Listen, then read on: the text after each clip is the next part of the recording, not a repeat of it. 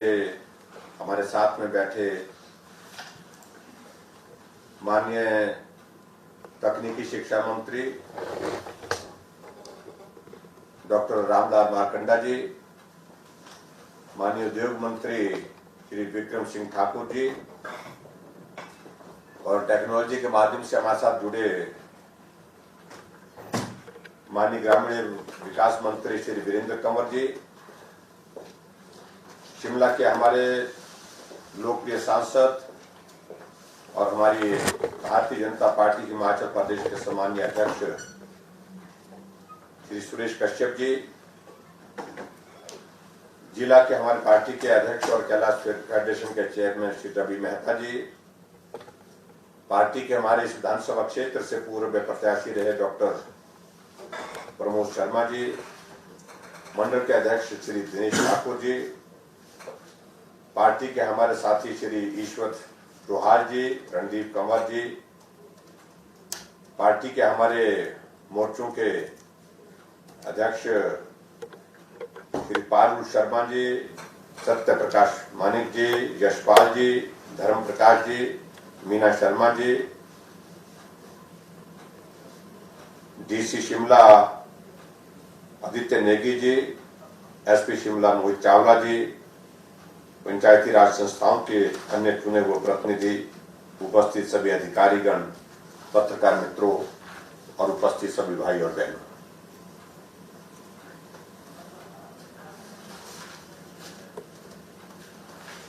मैं आज के इस कार्यक्रम के लिए शिमला ग्रामीण विधानसभा क्षेत्र के समस्त भाई और बहनों को हार्दिक बधाई और शुभकामनाएं देता हूं। आज के इस कार्यक्रम में मुझे आप लोगों के बीच में उपस्थित रहना था और स्वाभाविक रूप से आनंद भी इस कार्यक्रम को और ज्यादा होता अगर हम इस कार्यक्रम में जुट करके एक साथ एक जगह बैठ करके बात करते। लेकिन कोविड के चलते, कोरोना के चलते ये सारी परिस्थितियां बदली हैं और इसके कारण हम टेक्नोलॉजी के माध्यम से जुड़ करके ही इस कार्यक्रम को हम कर रहे हैं। विकास रुकना नहीं चाहिए, प्रभावित नहीं होना चाहिए, बाधित नहीं होना चाहिए, चाहे संकट कितना भी गंभीर हो।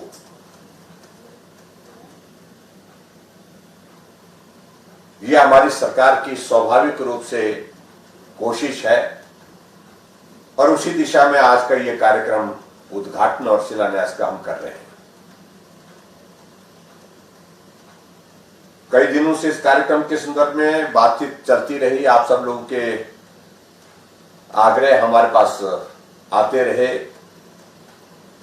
लेकिन पिछले लगभग 9 महीने से ज्यादा 10 महीने का समय होने जा रहा है कि कोरोना के चलते हम सार्वजनिक कार्यक्रम बहुत जगह नहीं कर पाए। लेकिन अब हमने महसूस किया कि बहुत सारे काम हमारे जो उद्घाटन के लिए तैयार थे, जिसके लिए हमने धनराशि उपलब्ध कराई, उनका उद्घाटन होना चाहिए। लोगों को वहां उन संस्थानों के माध्यम से, उन योजनाओं के माध्यम से लाभ मिलना चाहिए, सुविधा मिलनी चाहिए, उसको विलंब नहीं करना चाहिए। इस दृष्टि से हमने वो उद्घाटन के कार्यक्रम आज वर्चुअली टेक्नोलॉजी के माध्यम से जुड़ करके करने का तय किया। और इसी प्रकार से जो शिलान्यास के कार्यक्रम है, वो शिलान्यास के कार्यक्रम विलंब नहीं होना चाहिए, ताकि हम 1 साल 1.5 साल के अंदर उन सभी कार्यों को पूर्ण करके उसका उद्घाटन करने की परिस्थिति में हो और उन योजनाओं को लोगों को समर्पित करने की परिस्थिति में हो। ये भी एक प्रयास है। मैं देख रहा हूं कि 23 विभिन्न कार्यक्रम, जिसमें से 12 शिलान्यास हैं और उसके बाद 11 जो है वो 12 जो है उद्घाटन के हैं और 11 शिलान्यास के हैं। और इन सभी को अगर हम टोटल मिलाएं तो 23 कुल कार्यक्रम बनते हैं। ये 23 जगह जो है विभिन्न योजनाएं, विभिन्न कार्य जो हमारे आज के शिलान्यास और उद्घाटन के कार्यक्रम, और जिसमें लगभग 94 करोड़ 94 करोड़ रुपए जो है उसमें आपके इस क्षेत्र के विकास के लिए खर्च करके ये उद्घाटन और शिलान्यास के कार्यक्रम हम कर रहे हैं। और मैं इस बात से भी सहमत हूं, कुछ लोग इस बात का जिक्र करेंगे, स्वाभाविक रूप से करेंगे,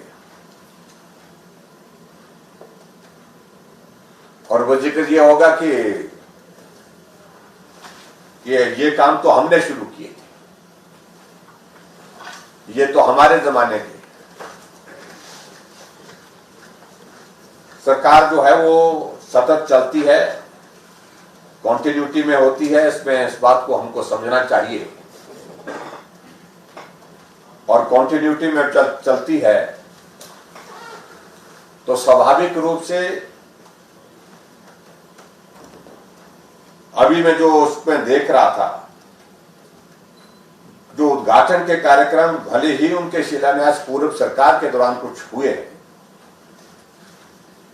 उनकी अगर सारी राशि बनती है तो वो 40 करोड़ के लगभग बनती है। और 40 करोड़ में भी अगर हम इस बात को देखें, जितने भी काम पूरे हैं तो उसमें लगभग आधी राशि जो है हमारी सरकार के समय दी गई है। और हमारी सरकार ने उन कामों को जो पूर्व में जाते जाते हमारे कुछ मित्र करके गए थे, शिलापट्टिकाएं टांग करके चले गए थे, उनको पूर्ण करने की जिम्मेवारी हमारी थी। स्वाभाविक रूप से हमने उन कामों को पूरा किया है। और उसी के साथ साथ में जहां शिलान्यास का अगर हम जिक्र करें तो शिलान्यास के ही कार्यक्रम जो हमारी सरकार के विशुद्ध, जिसके लिए बजट प्रावधान भी हम कर रहे हैं, आज शिलान्यास भी कर रहे हैं, ये राशि 53 करोड़ रुपए की है, 53 करोड़ रुपए की है। तो इस बात को हमको समझना चाहिए। जो लोग इस बात का दावा करने की कोशिश करेंगे कि ये तो हमारा किया है, उनको इस बात को भी समझना चाहिए कि पूर्व सरकार के समय के बहुत कम प्रोजेक्ट जो है उसमें धनराशि जो देने की बात थी उनको पूर्ण करने के लिए, उसमें भी हमने मदद की। और 53 करोड़ रुपए के और विकास कार्य आपके इस विधानसभा क्षेत्र में हमने आज जो है वो शुरू किए हैं। उसके लिए मैं आप सबको बहुत बहुत बधाई देता हूं। मैं आपके विधानसभा क्षेत्र में जब पहली बार गया था और मुख्यमंत्री बनने के पश्चात जो है मेरा शिमला से निकलते हुए पहला कार्यक्रम आप लोगों ने बनाटी में किया था। और मैंने कहा मैं अभी तो शिमला से अपने जिले की तरफ जा रहा हूं और शिमला में ही आप स्वागत कर रहे हैं। वो उन्होंने कहा कि अब शिमला शहर के बाद ये ग्रामीण कॉन्स्टिट्यूंसी पड़ती है, शिमला ग्रामीण विधानसभा क्षेत्र पड़ता है। तो यहाँ इस विधानसभा क्षेत्र में ये हमारा दायित्व बनता है कि हम आपका मुख्यमंत्री बनने पर पहली बार यहाँ पर स्वागत करें। आप यहाँ से होकर के मुख्यमंत्री के बतौर पहली बार जा रहे हैं। और वहां पर आप लोगों ने एक बात को लेकर के सब लोगों की ओर से एक आग्रह बहुत जोर से आया था,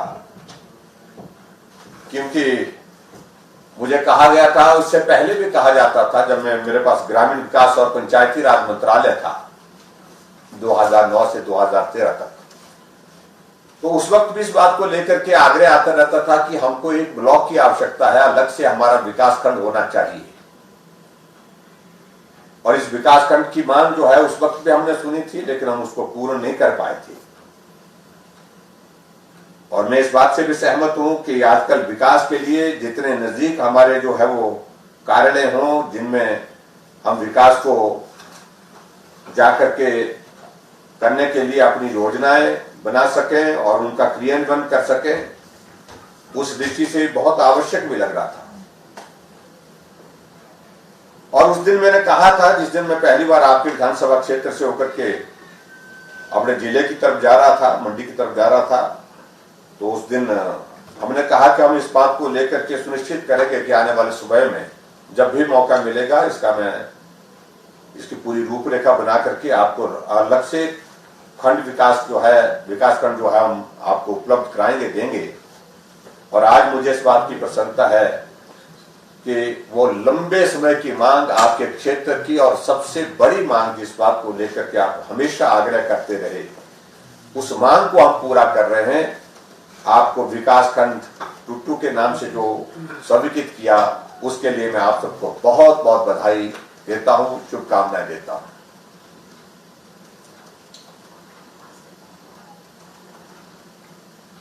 इसके अतिरिक्त मैं देख रहा हूं कि और भी जो विभिन्न विकास कार्य आपके विधानसभा क्षेत्र में जो आज हो रहे हैं, और हमारे सब साथियों ने कुछ बातों का जिक्र किया, कुछ बातों का जिक्र उसमें नहीं हुआ। मैं इस बात को जरूर कहना चाहूंगा कि कुछ प्रमुख योजनाएं, जो एक तो मैंने विकास की बताई, विकासखंड की बात कही, वो बहुत बड़े लंबे समय से आपके इस क्षेत्र के लिए बहुत आवश्यक थी, और उसको पूरा करने की दृष्टि से आपके क्षेत्र में जो है, जो लोगों को आने जाने के लिए दूर, विकास कार्य के लिए दूर जाना पड़ता था, उनको पूर्ण करने के लिए एक स्थान पर जो है वो आपको ये सारी सुविधा मिल पाई। उसके लिए मैं आप सबको बहुत बहुत बधाई देता हूं। उसके अतिरिक्त जो विभिन्न विकास कार्य को जहां आपके इस विधानसभा क्षेत्र में हम उनका जिक्र करें, दाड़गी में ITI का भवन पूरा हुआ और ये 5 करोड़ 46 लाख की लागत से, और सुन्नी में ITI का भवन पूरा हुआ, मार्कंडा जी यहां पर बैठे हैं, और 5 करोड़ 14 लाख की लागत से ये वो पूरा हुआ। और सुन्नी का बस स्टैंड, यहां विक्रम जी बैठे हैं, उसको भी हमने पूरा किया।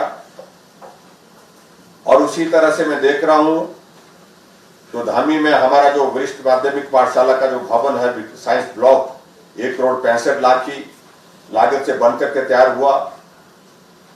और शकरा में 2 करोड़ 20 लाख की लागत से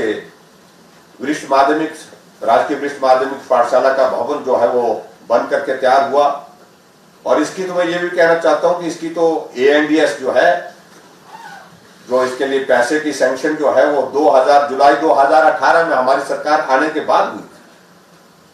और इसी प्रकार से जो घनाटी में जो प्राथमिक स्वास्थ्य केंद्र है, उसका भवन 2 करोड़ 42 लाख की लागत से बन करके पूर्ण हुआ, उसको भी आज उद्घाटन किया, और उसके लिए भी आपको बधाई। लेकिन इसके बारे में भी मैं ये बताना चाहता हूं कि मार्च 2018 में इसकी ANDS दिए थे, हमारी सरकार के बनने के बाद जो है इसका ये सारे काम शुरू हुए थे।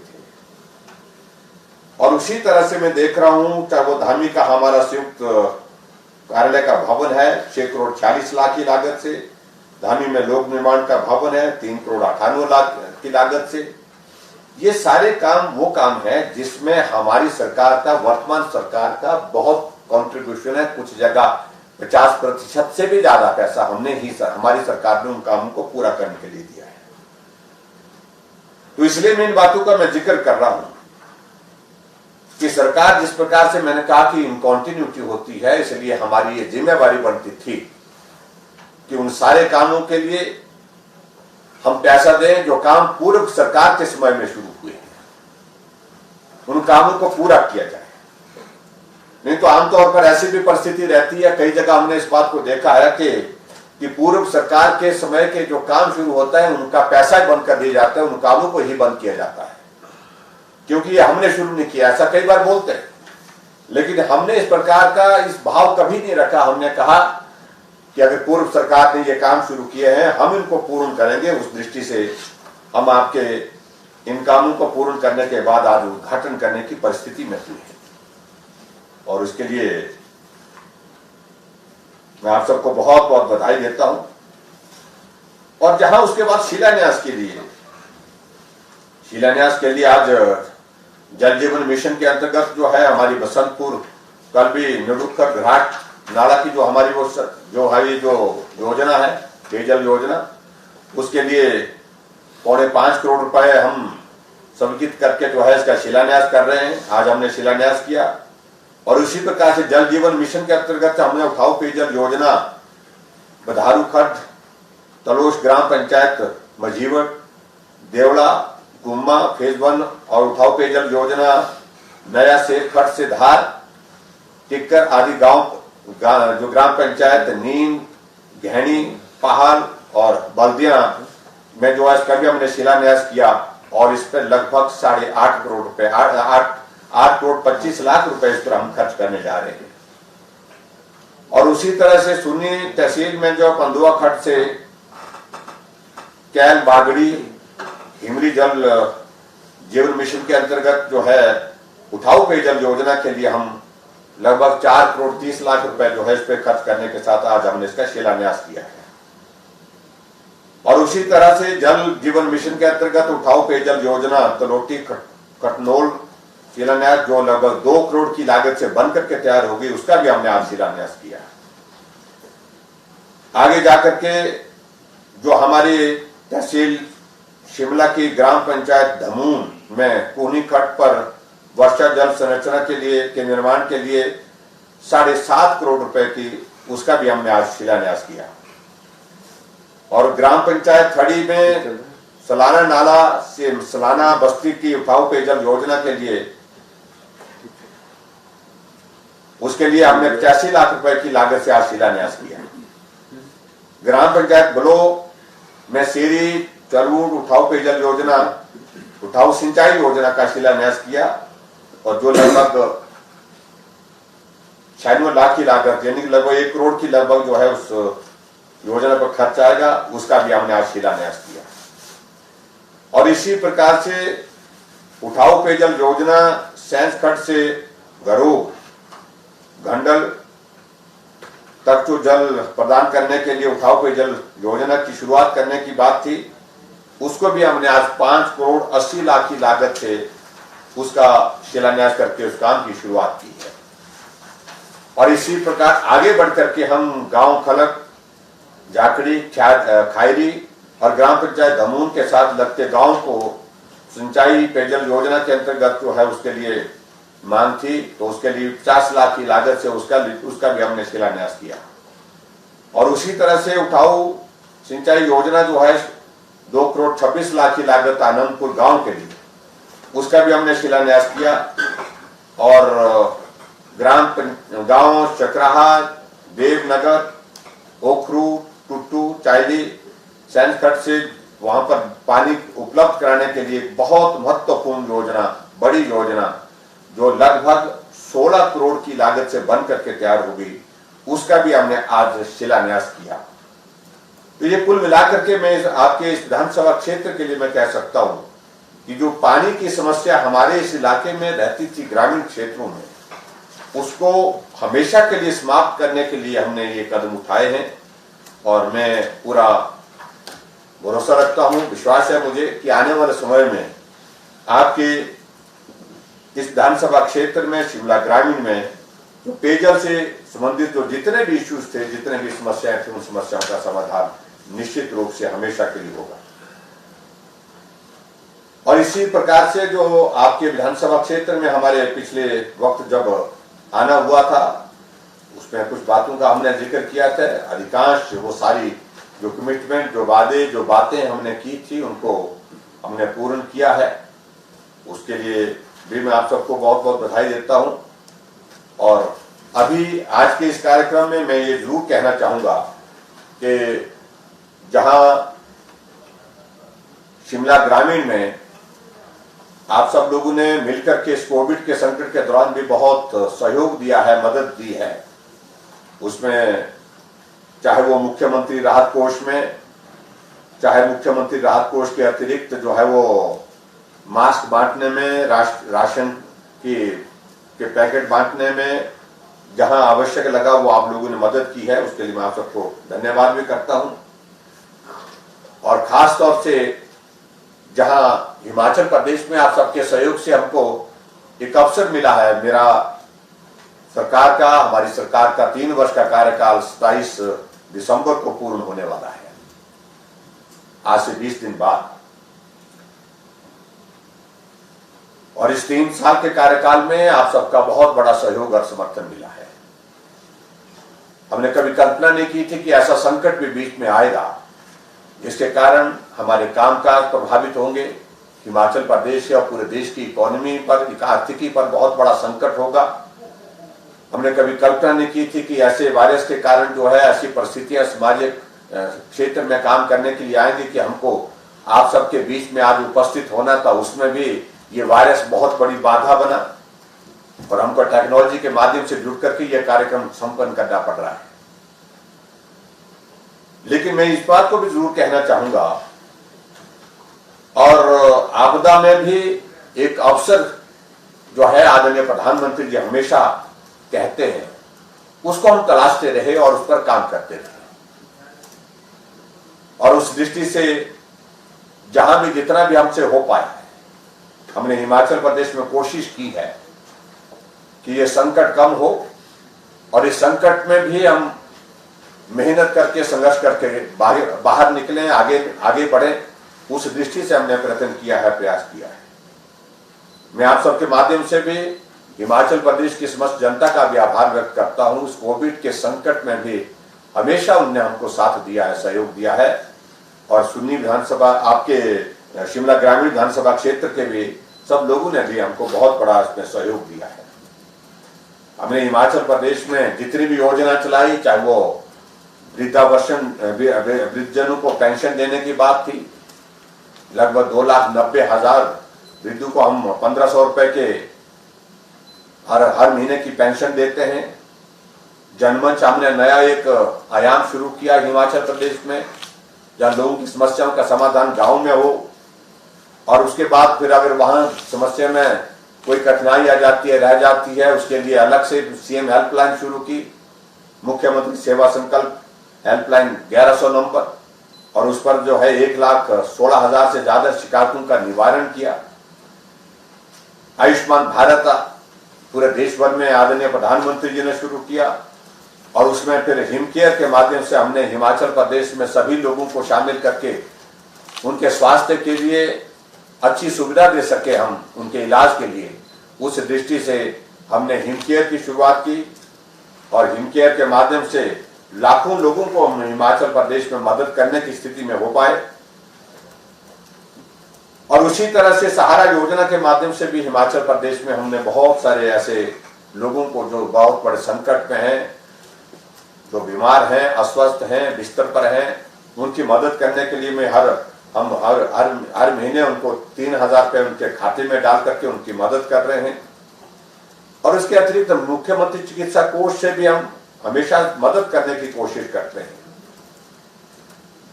हजारों की संख्या में ऐसे लोगों को मदद हिमाचल प्रदेश में की है।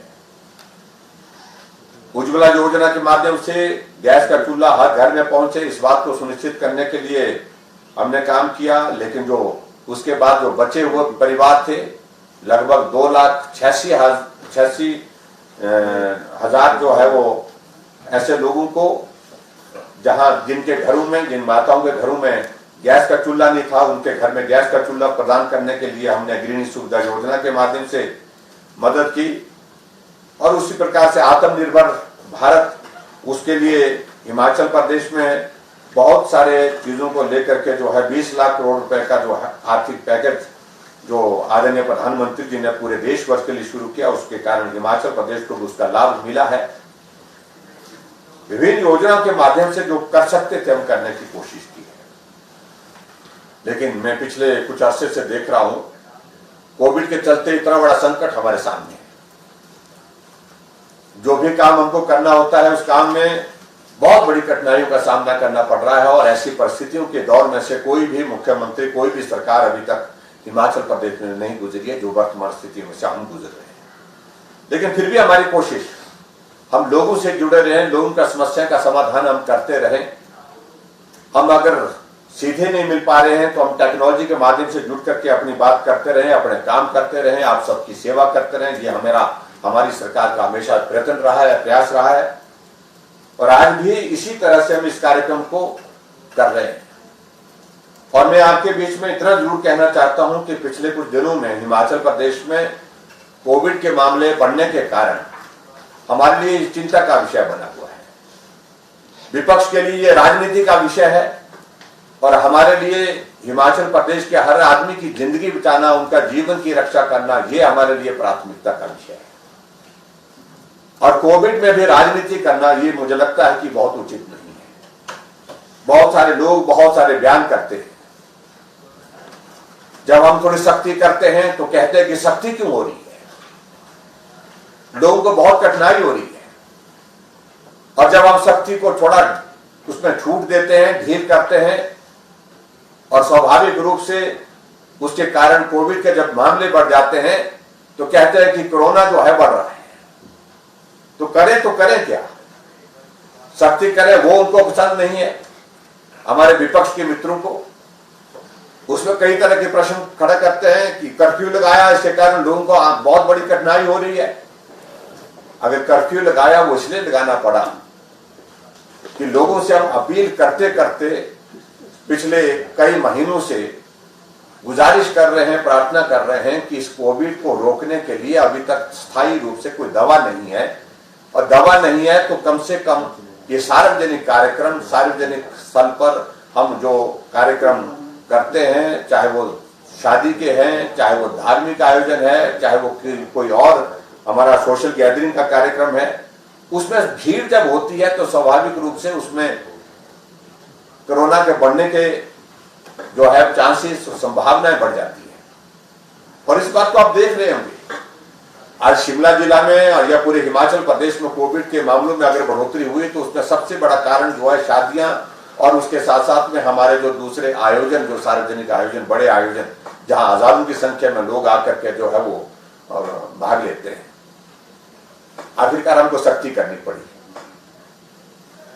और सख्ती क्या करनी पड़ी, अब हमको शादियों पर भी दुखी दिल से, दुखी हृदय से ये निर्णय करना पड़ा कि 50 से ज्यादा संख्या नहीं होगी, क्योंकि एक एक शादी से 100 से ऊपर मामले निकल रहे हैं, कोविड के पॉजिटिव निकल रहे हैं।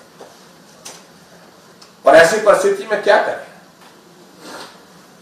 अगर हम शादी में खुला छोड़ देते हैं तो स्वाभाविक रूप से लोग शादी को आनंद के, क्योंकि शादी किसी के परिवार में एक बेटा है तो एक बेटे की खुशी में वो चाहता है कि मैं सबको बुलाऊं, ज्यादा से ज्यादा लोगों को बुलाऊं, और बुलाने के साथ साथ में उसको लगता है कि हम इसको जश्न के रूप में मिलाएं, धाम भी करें, नाटी भी डालें, डीजे भी करें। ये सबकी एक भावना होती है, लेकिन इस चीज को अगर इजाजत देते हैं तो कोरोना बढ़ने की संभावना बहुत ज्यादा बढ़ रही है।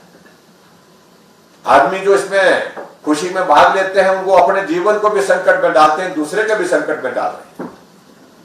इसलिए हमको सख्ती करनी पड़ी विवश होकर के, और इस पर भी हमारे विपक्ष के मित्र टिप्पणियां करते हैं। मैं उनकी बातों में नहीं जाना चाह रहा हूं, लेकिन उनका सिर्फ विशुद्ध एक मकसद है, इस संकट में भी राजनीति से क्या लाभ निकाल सकते हैं, ये प्रयत्न, ये प्रयास हो रहे हैं। लेकिन फिर भी हमारा दायित्व तो है, हमारी जिम्मेवारी है कि हम हिमाचल प्रदेश के हर एक नागरिक के जीवन की रक्षा कैसे सुनिश्चित करें, उसके जीवन को इस कोरोना के कारण संकट ना हो, उस बात को लेकर। इसलिए आपसे भी मैं विनम्र प्रार्थना करता हूं, इन दिनों शादियों का सीजन चला है, शादी करने में हम रोक नहीं लगा रहे हैं, और शादियों में जो निर्धारित हमने संख्या की है उसका हम पालन करें, यह बहुत आवश्यक है। क्योंकि इसके कारण जो है हम थोड़ा उसमें संक्रमण को रोकने की परिस्थिति में पाए। मास्क का इस्तेमाल करें, सोशल डिस्टेंसिंग का, इसीलिए आज का ये कार्यक्रम जहां हम इतना बड़ा कर रहे हैं, लगभग हम 100 करोड़ के लगभग हम उद्घाटन और शिलान्यास कर रहे हैं। होना तो ये चाहिए था कि हम आपके बीच में होते, हजारों लोग हमारे सामने होते और हजारों लोगों को हम संबोधित करते, आप भी उसका आनंद लेते, हम भी उसका आनंद लेते। लेकिन हमने मंत्रियों पर भी रोक लगाई है। पूरे देश भर में किसी प्रदेश में ऐसा नहीं है कि मंत्रियों को कार्यक्रम करने पर भी रोक लगाती है। हमने इसलिए लगाई क्योंकि मंत्री जब जाते हैं भीड़ ज्यादा होती है। हम जब आप लोगों के बीच में आते हैं, कार्यक्रम में आते हैं, तो भीड़ ज्यादा हो रही है, और भीड़ ज्यादा होने की वजह से वो संक्रमण फैल रहा है, और जब संक्रमण फैल रहा है तो किसी का जीवन संकट में पड़ रहा है। तो ऐसा हम नहीं करना चाहते। पूरे देश भर में किसी राज्य में ऐसी परिस्थिति नहीं है कि जहां मुख्यमंत्री ने अपना प्रवास भी रोक दिया, मंत्रियों के प्रवास भी रोक दिए। हमने 15 दिसंबर तक रोक लगाई है। जो भी कार्यक्रम हो रहे हैं वो सार्वजनिक कार्यक्रम जो है हमारे सिर्फ वर्चुअली हो रहे हैं, टेक्नोलॉजी के माध्यम से हो रहे हैं। लेकिन फिर भी हमारी जो है विकास को गति देने के लिए जो हमारी प्रतिबद्धता है उसको हम कम नहीं होने देंगे। विकास प्रभावित ना हो, बाधित ना हो, इस बात को सुनिश्चित करने के लिए जो हम कर सकते हैं वो हम सब करने की कोशिश कर रहे हैं। इसलिए हम आपके बीच में आज वर्चुअली जुड़ करके इस कार्यक्रम का हिस्सा बने। मेरा आप सबसे यही निवेदन है कि आप सब लोग सावधानी रखें इस संकट में, और हम चाहते हैं कि आप सब लोग जो है वो स्वस्थ रहें, आपका परिवार स्वस्थ रहे, ये बहुत आवश्यक है। ये संदेश समाज के बीच में भी देने की आवश्यकता है। और आज के इस कार्यक्रम में मैं जितने भी योजनाएं उद्घाटन और शिलान्यास की संपूर्ण हुई है उसके लिए मैं आपको एक बार फिर से बहुत बहुत बधाई देता हूं। और बधाई के साथ साथ में अभी हमारे मंत्री जो है ट्रांसपोर्ट मिनिस्टर और इंडस्ट्री मिनिस्टर विक्रम सिंह जी कह रहे थे कि धामी बस स्टैंड के सिलसिले में इसका काम हम बहुत जल्दी शुरू कर देंगे। और हालांकि इसका शिलान्यास शायद मेरे ख्याल में पूर्व सरकार ने किया है, लेकिन कोई काम शिलान्यास नहीं हुआ। इस शिलान्यास अभी तक हुआ नहीं है, बता रहे, पता नहीं कैसे छूट गया। पिछली सरकार का तो यही होता था, उनसे छूट, शिलान्यास पत्थर लगाने के लिए कुछ नहीं छोड़ते थे। तो मैं ये कहना चाहता हूं कि इसके लिए जो हम जो है आज के इस कार्यक्रम में, हालांकि मैं कहीं भी घोषणा नहीं कर रहा हूं, लेकिन फिर भी आपके धामी के इस बस स्टैंड के लिए जो है मैं 1 करोड़ 11 लाख रुपए की घोषणा करता हूं, ताकि ये काम जो है हमारा धामी का बस स्टैंड का काम जो है वो शुरू हो जाए। इसके लिए जल्दी से जल्दी जो है हम आगामी कार्रवाई करेंगे। एक बार फिर से आज के इस कार्यक्रम में आप सब लोग जुड़े, हमारे पार्टी के साथी, चाहे वो रवि मेहता जी हैं, चाहे वो प्रमोद शर्मा जी हैं, इनके साथ हमारे संगठन के सभी प्रतिनिधि, सभी अधिकारीगण, मैं आप सबको भी आज के इस कार्यक्रम में जुड़ने के लिए धन्यवाद करता हूं। और एक बार फिर से आपके इस विधानसभा क्षेत्र के विकास के लिए जो चीजें हमको लगती थी रुकनी नहीं चाहिए, जल्दी आपको बीच में ये समर्पित होनी चाहिए। विकास को गति देने की दृष्टि से, काम को ठीक प्रकार से संचालित करने की दृष्टि से ये 23 योजनाएं, जिसपे लगभग 94 करोड़ रुपए, जो 94 करोड़ रुपए जो है हम खर्च करके इस काम को इन कामों को शुरू कर रहे हैं और कुछ का उन्होंने उद्घाटन किया। इसके लिए मैं फिर से एक बार बहुत बहुत बधाई और शुभकामनाएं देता हूं। और आप सबसे विनम्र आग्रह एक बार जरूर करूंगा कि कोरोना के इस संकट में जो हमने बातें बताई हैं उनका आप पालन करें। हो सकता है आपके भी रिश्तेदारी में कहीं शादी हो सकता है आपके अभी परिवार में कहीं कोई बड़ा कोई इस प्रकार का धार्मिक कोई आयोजन हो, लेकिन फिलहाल उसको छोटा करें। हम टालने के लिए नहीं बोल रहे हैं, हम उसको रद्द करने के लिए नहीं बोल रहे हैं, लेकिन कोविड के चलते हमको उसमें सावधानी बरतने के लिए जो भीड़ नहीं होनी चाहिए, इस बात को सुनिश्चित करने के लिए जो हमने आपको जानकारी दी है उसके अनुरूप ही वहां पर जो है उस कार्यक्रम को किया जाए। एक बार फिर से आप सबका बहुत बहुत धन्यवाद। नमस्कार, जय हिंद।